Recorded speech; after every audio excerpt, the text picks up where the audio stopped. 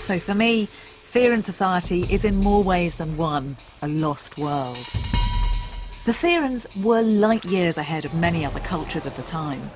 They used writing, they had a remarkably egalitarian society, and they had a well-organised economy. But there is one facet of this culture which ensured that Thera could never be forgotten, and which provides a direct parallel with Atlantis. Thera was the linchpin in a trading network that stretched between 3 continents: Europe, Africa, and Asia.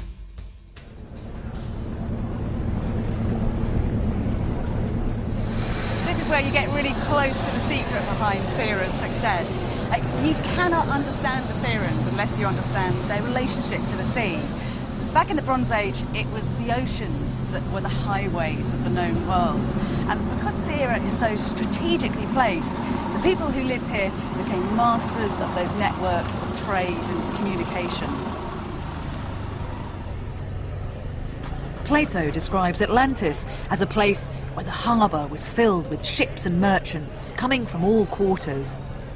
3,500 years ago, Thera would have mirrored that description. It was an international trading hub with as many as a dozen languages, ranging from Minoan and Hittite to Egyptian and Canaanite, drifting out across the water between the boats. A record of this cosmopolitan world was captured on the most spectacular Theran wall painting of all, the Fleet fresco. It's thanks to this painting we have earned a lot of information about sailing, shipping and trade.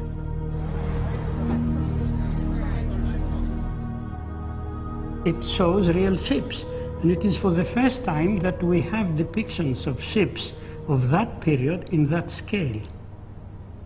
Does that mean that this is a new kind of ship that we're looking at here? Yes.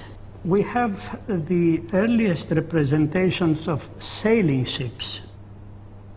And presumably with this kind of inventiveness, the Therans are really succeeding when they go onto the oceans. They're actually managing to navigate routes that would have been impossible before. Yes, exactly.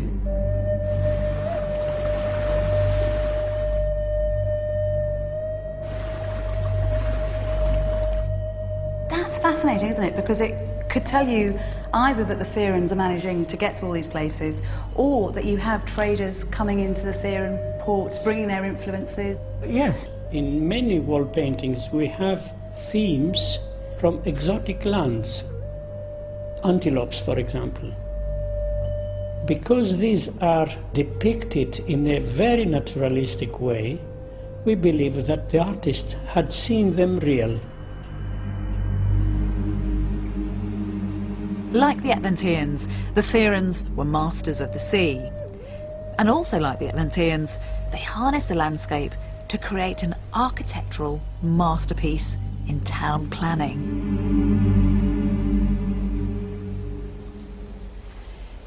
Because Plato was writing about an extraordinary place, you'd expect him to bang on about the glories of the architecture in his Atlantis, make it a larger-than-life city.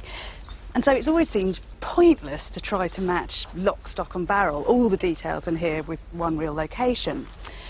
But coming here to Thera, 2 sentences have leapt out at me. This is Plato talking about the masonry of the place.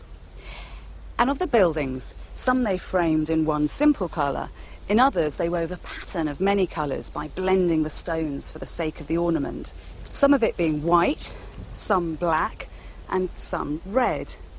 Now, just look at the local stone that they still use here at the site of Akrotiri.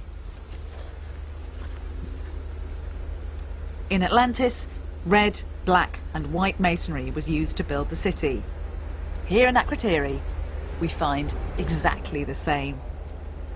These buildings were so well preserved because they were buried under a deluge of volcanic ash up to 60 feet thick. Even so, it's been difficult to imagine what this place must have looked like in its former glory. Until now.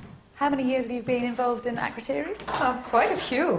30 years at least. Architect Clary Palevou has come up with a vision of Akrotiri in its heyday, before the eruption when the buildings were intact. Oh, look at that! The first impression is really strong one. This is not any simple architecture that one perhaps would have made the mistake of imagining for a prehistoric time. It is a very sophisticated architecture, not just about meeting everyday needs or physical requirements like shelter or protection. It's much more. So you're not just looking at them as great achievers in technology, but you're actually walking into their lives and how they ran their world. Yes, precisely. There are so many things that one can stop and admire, and so many things that are there for the first time in the world. These people are building 2, 3-story buildings on an earthquake-sensitive region, and they are also building in a style of architecture that involves a lot of openings. We take windows for granted nowadays, but back then that was something very innovative. That's fascinating, because it's a very modern concept. When we employ architects now, we always go on about the light or give me a lot of light, but you're saying Exactly. this is what was happening in the Bronze Age. Yes. This is the architecture of an affluent society. This prosperity is shared by a large number of the members of the community. That is what makes the difference. It's not something that's kept only for the elite.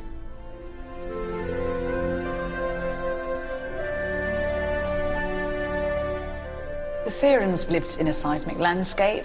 There was salt water as far as the eye could see, and yet they exploited the natural world around them to pioneer a completely new kind of civilization. Just like the Atlanteans, the Therians were a technologically advanced people, so accomplished that throughout the Bronze Age world, Therian wealth and sophistication would have been legendary.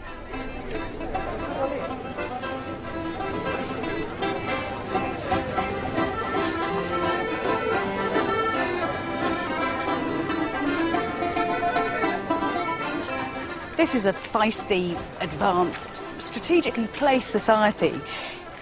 And yet, even with its amazing trading connections, you do ask yourself how Thera could punch quite so far above its own weight.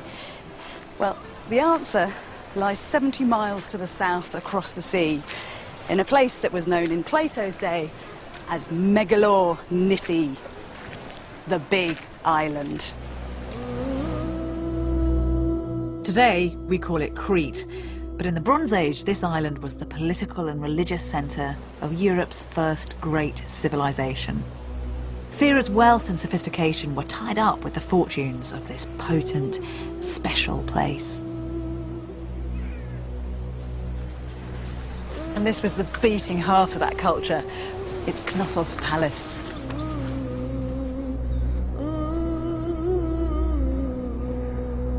In its heyday, this was a vast administrative complex. It teemed with workshops, storage areas, and sumptuous wall paintings.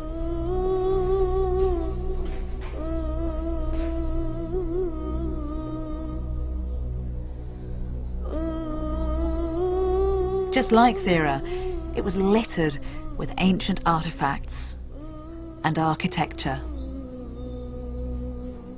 These ruins had lain buried for centuries. They were brought blinking back into the light in 1900 when they were excavated by British archaeologist Arthur Evans. All this reminded Evans of the Greek myth of King Minos. Minos was the great ruler whose wife had spawned a monstrous creature, a son who was half man, half bull. So Evans matched the myth to the reality and convinced himself that here he'd uncovered the site of the legendary labyrinth. And then he went a step further. He actually gave a brand new name to the people who lived here 3,500 years ago. He called them, after King Minos, the Minoans.